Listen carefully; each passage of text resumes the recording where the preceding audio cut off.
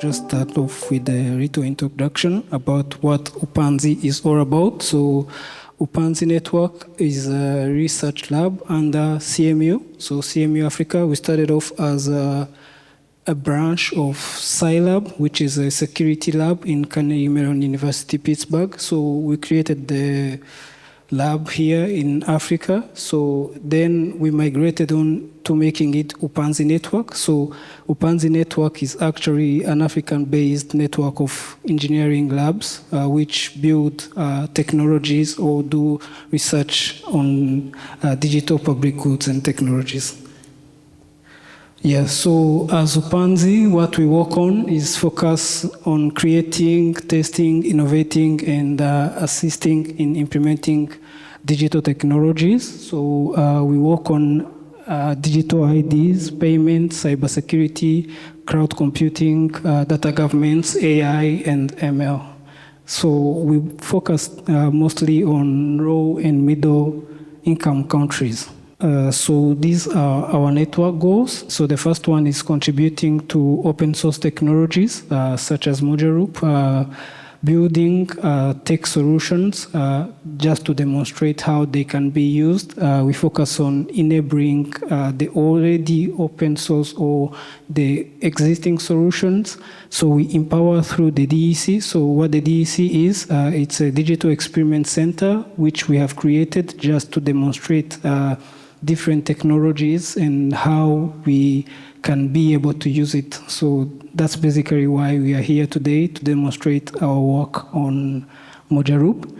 And then we influence the technology readers. So we experience with more cybersecurity or things, and then we provide recommendation to governments or private entities on how they can work toward building resilient technologies.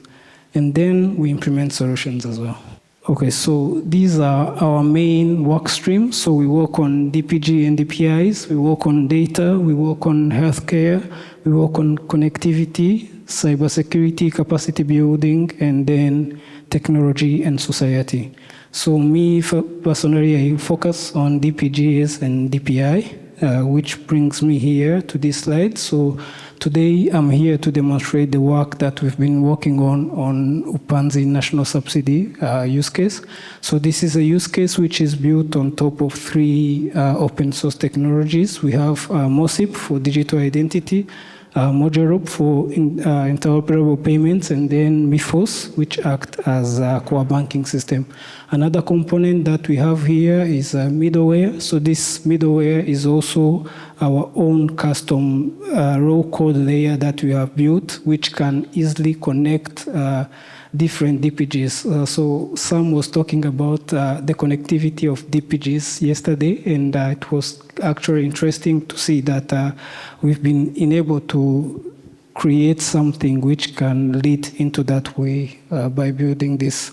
So the middleware basically connect all these three systems via Upanzi program management system, which I will take on. So we consider Upanzi as a nation. So what we're trying to do is actually demonstrate, like, if this was a country, how can those DPGs or open source technology be used to profit a country, or how reliable are they to a country? So starting off with MOSIP, we use MOSIP to register citizens. So where a citizen is basically able to get a digital ID, and then after getting the digital ID, we use the digital ID to verify or access subsidy. So what we have created is like a program which says, let's say I'm a citizen in a country and I'm allowed to get some subsidy based on my income level or status in that country. So we are using that digital ID to verify if the person is eligible. So I've already talked about the middleware. So we use this middleware to authenticate through the Upanzi management system. So basically, the idea behind the middleware is that it's pretty much hard to link or authenticate your own systems to a digital public good software as MOSIP. So we've built a middleware to encapsulate all the technicalities, all the security levels needed so that people can easily plug in and play it using this system, but be able to use the digital ID. And then the second part is the core banking system. So we've actually used Mythos, which is another open source technology for core banking. So basically it provides all the functionalities that a normal bank would use. And then after that, you can just customize it to your needs, just to demonstrate it. So, and then we have integrated this core banking system, which acts as our DFSP now, into Mojaroop via Mojaroop APIs, so that we can enable interoperable payments. Yeah, so for Mojaroop, we've basically deployed Mojaroop. So on Mojaroop, a little background on our research, it was basically based on three things. The first one was checking the deployability of Mojaroop, and then the second one was the security analysis of Mojaroop, and then the third one was basically building use cases on top of Mojaroop. So for the deployability and the security one, I think we've already covered and shared the report with the Mojaroop team. And then now for the use case, for us, we have explored what we call the PISP module in Mojaroop. So basically the PISP module is a payment initiation service providers. So what we are seeing, what we are trying to explore here is that we have DFSPs and payment switch, which are actually building their solutions on top of Mojaroop. But what happens to the fintech industries? What happens to the users who will be actually using the systems when it comes to integrating their solutions, let's say an e-commerce platform on top of Mojaroop? How easy is it for them to do so? So basically that's why we've opted to going for the 3PPI, which is the third-party payment initiation APIs on Mojaroop. So for this, we've built Mojoshop. So what Mojoshop is, it's essentially an e-commerce platform which has two apps, where there is a client app and then the vendor app. So the use case is that a person is registered, he gets his digital ID, he goes to a national office, they register him for a subsidy, and once he gets a subsidy, he comes to Mojaroop to be able to get the subsidy that he got on a certain item. So in order to be able to get the subsidy, he has already a bank account, and we are assuming here that a merchant is using a separate bank account, the vendor is the client is using a separate bank account, and also the government, which is providing the subsidy, is using another bank. So basically we have like 3 different banks which are deployed, and then the citizen just purchase the subsidized good through Mojoshop app. By the way, the name Mojoshop comes from Mojaroop. Yeah, so we can quickly go through the demo. Mojaroop, Mythos, and then Mosip for transport. Thank you. So what you're seeing here is the Mojoshop app. So basically this is an app built on top of Mojaroop, Mythos, and then Mosip for authentication. So we will be using Mojaroop to process payments from different banks into one account. So here, what the main features that we have created was linking the customer's account using the third-party APIs provided by Mojaroop. So here you can basically see the transactions which were done. As you can see right now, we have no transaction. For accounts, you can also see the account which are in as of now.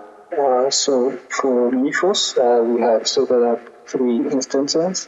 So Mythos acts our core banking system. We have Upanzi client bank, Upanzi vendor bank, and then Upanzi national bank. So the national bank is the government account, and then vendor is another bank for the vendor, and then for client, it's the client account. we try to log into the client account. So here we have configured our own currency called Upanzi dollar. So we've basically customized methods to include this currency Upanzi dollar, and it will be what we've been using. So these are the different accounts that we have created. I'll be using these accounts to transact within the app.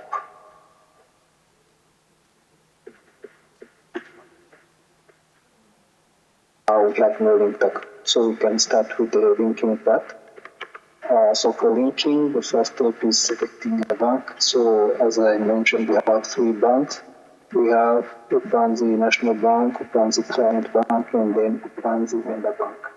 So for the Upanzi Client Bank, I'm going to enter the bank account that was created. This is my bank account. Once I enter this bank account, basically for fetching the banks, we are using one of the APIs from the third-party SDK to get all the banks in the central hub. And then I have entered my account. I'm going to hit another third-party endpoint to get the bank details. Once I do this, this will fetch the bank details. So usually in model, this is the account ID, the account name, and then the currency. For the currency, I've configured Upanzi dollars in model as well, as I've done in the Mythos banking system. So once you get this, you proceed on to confirming. So at this stage, we are actually in the authorization phase or the authentication phase for the third-party APIs. So here we have chosen to go with the OTP verification instead of web verification. So once we get this, I will enter the OTP share. This is an external service that we have also created. This will generate an OTP and then share it with us. As you can see, the OTP was confirmed, and then the bank account here was linked. So we're going to use this bank to process payments.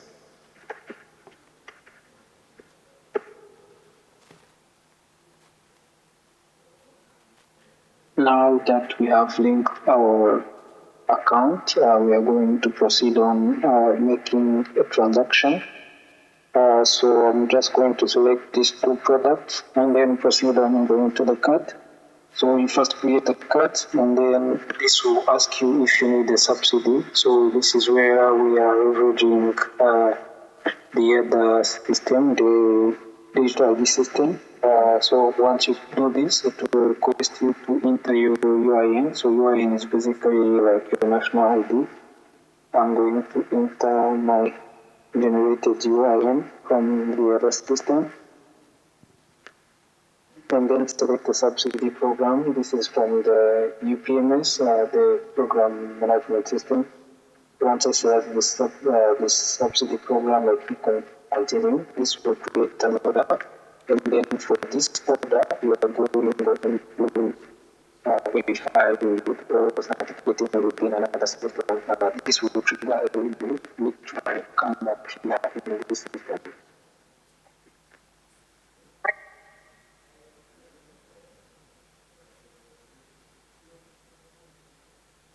So yes, this is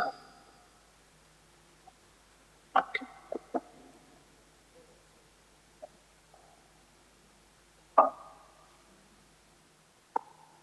So once we have created the order in the cart, as you can see, we have a table in the order list that we have been created. So you can see that this order has the UIN, which is the national ID that we entered in the shopping application. So this, we are using this to verify the person's fingerprint against this national ID, so that he can be able to get the subsidies. So we require him to authenticate. So he's just going to click here, and then this will trigger our middleware. So the middleware, what it does, it just communicates with MOSIP for biometric authentication. So once a person clicks on this start, we are verifying his credentials.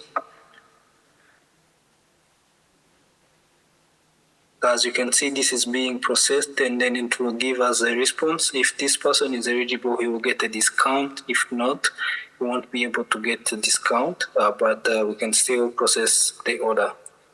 Because this person is eligible, it will take a while to load and then it will give us this.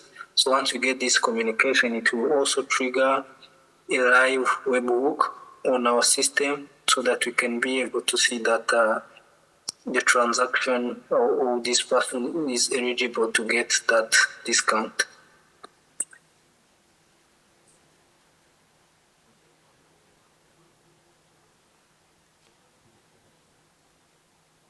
As you can see, we have gotten a discount on the product because of the eligibility after validating with the biometric. So the original price was 1,100. Right now it's 580. I will just continue on paying. At this point, I'm just going to select the bank account that I'll be using to pay. So because I've already linked one bank account, it will be the one which will appear here. I'll select this bank. So in the background, we already have the bank account of the merchant and the bank account of the government, which is providing the subsidy.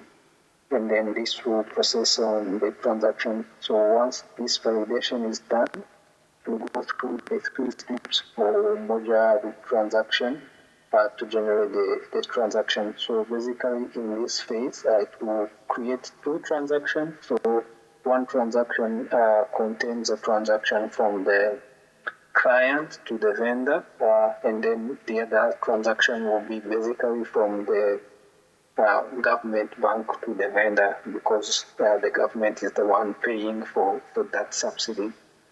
So basically that's it. Thank you.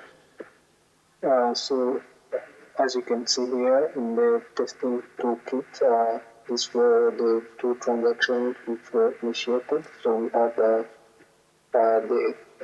party lookup and then the initiate transaction, then approve of the transaction. So this was done for the first transaction between the client and the vendor.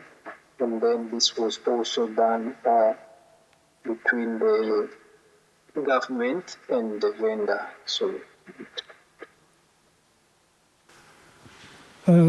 here it's just showing that the transaction were actually initiated and they were in the module. So module projected the transaction and now they were going back into the banks. So as you can see from the different banks, the transactions were there.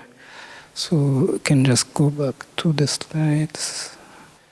Yeah, so basically that's the demo of what we've been working on. I just want to take time to thank the Mojaroop community for helping us into implementing this. So just take time to thank Sam, even though he's not here, and also Elijah Okero. So he's the person who has been guiding us into implementing the core connectors and the payment managers and getting everything to work together.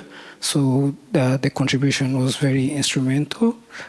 So as future work, for us, we consume open source technology and we also produce open source technology. So everything that I've just demonstrated, it will be provided as an open source reference model so that anyone can easily adopt the PISP module. We are also looking forward into contributing actively in one of Mojaroop's work stream, and we will also continue working on exploring the cross-border use cases. Thank you for your time. I don't know if there is any question. Maybe you can go into Q&A.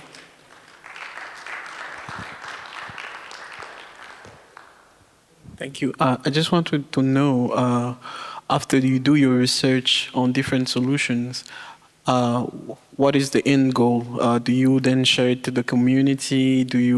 How does it go about?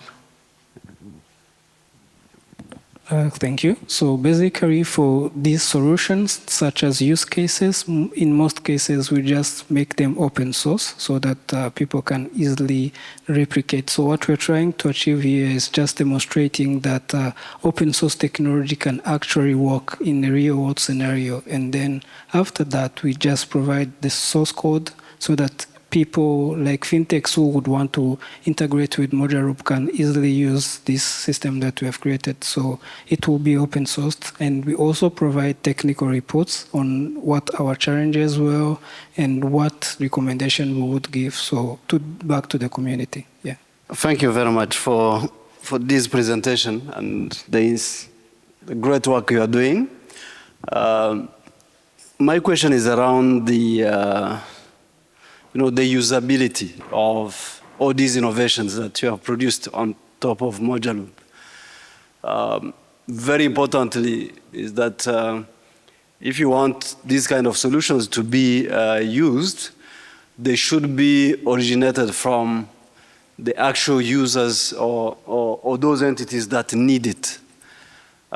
Do you have, what kind of strategy do you have at Carnegie Mellon to interact with, different DFSPs, to share their challenges, to share their needs, so that actually you come up with solutions that address those needs? Is there a platform such, or do you sit at the university and think about, different use cases, work on them, but then later on, probably they are not, or how do you actually, once you have innovated, how do you link with the real market for adoption?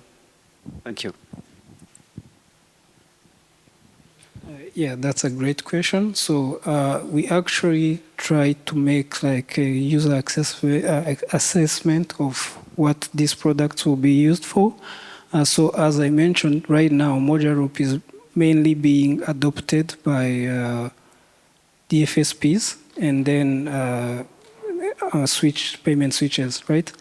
But for us, when focusing on this solution, it mainly will be adopted by fintech solutions. There are many payment aggregators around Rwanda, around any place which is actually implementing Mojaroop. So instead of just them coming up with their own solution or just coming up with no real technical background on what it takes to integrate with the payment switch or an instant payment, we just build these use cases and just make them open source so that in any case in the future when they want to integrate their solutions with the payment switches which would have adopted Mojaroop, it can be easier for them. We also provide like technical documentation which can be easily used by systems integrators or even DFSPs. Instead of just finding people to do it, just go through the docs, go through the platform, explore it, and just gain more hands-on knowledge on Mojaroop. So that's the impact that we're trying to make. Yeah. Sorry, this is similar to an earlier question about reusability, and you mentioned, I guess, building connectors. I would believe for Mojaroop. Were those connectors PISP connectors, or were there other connectors? Because I believe there should have been already some MIFOS connectors to Mojaroop already. Did you reuse, or did you rebuild new ones? And if so, why? So basically, we didn't build per se, so we just customized a little bit. I think the Infitix team had already built one MIFOS core connector, and for us, when doing this is merely proof of concept. We just try to see like what is the quickest way can we be able to actually implement this solution. So we opted going for using the the MIFOS core connector that they have already built and just did a little bit of customization. So I would say that Mojaroop do a great job in building other solutions which can enable people to easily adopt Mojaroop. So that's one thing that I would say is personally better for me. I've explored 3 different open source technologies, but I think Mojaroop is doing a great job on this one. Yeah.